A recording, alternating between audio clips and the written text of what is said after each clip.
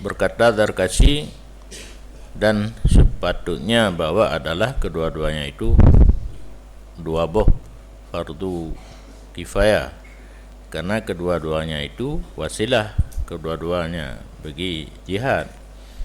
Sebenarnya sunan hukum fardu kifayah, karena berpacu dan berlomba panah adalah wasilah untuk jihad, jalan sebagaimana jihad fardu kifayah. Wasail minan lil wasail hukumul maqasid yang diaile ana jadi lina wa ijab. Dan dijawabkan pendapat Zarkashi yang pegah sepatutnya fardu kifayah, musabaqah dan munadhalah, dengan bahwa sungguh musabaqah dan munadhalah tidaklah kedua-duanya itu dua buah wasilah bagi asalnya jihad, yang dianya jihad itu fardu, tetapi bagi cara maju ke bak turah pacu kuda dan isabah kenang sasaran bak turah panahan, yang dianya itu kamal untuk bagah truk ke dengan berlatih pacuan yang kamal jihad kan asal jihad.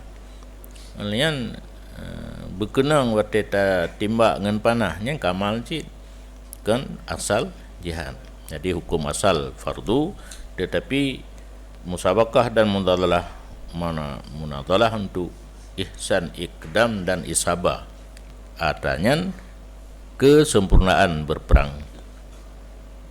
Mialagian alasan kuatlah barang yang kekeli mereka itu, yaitu hukum musabaqah dan munadhalah sunat. Nyan mio kasat latihan untuk peperangan.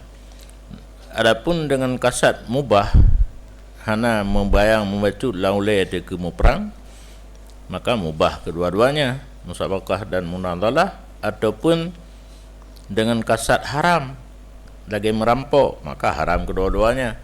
Berarti hukum musabaqah dan munadhalah tergantung nawaitunya.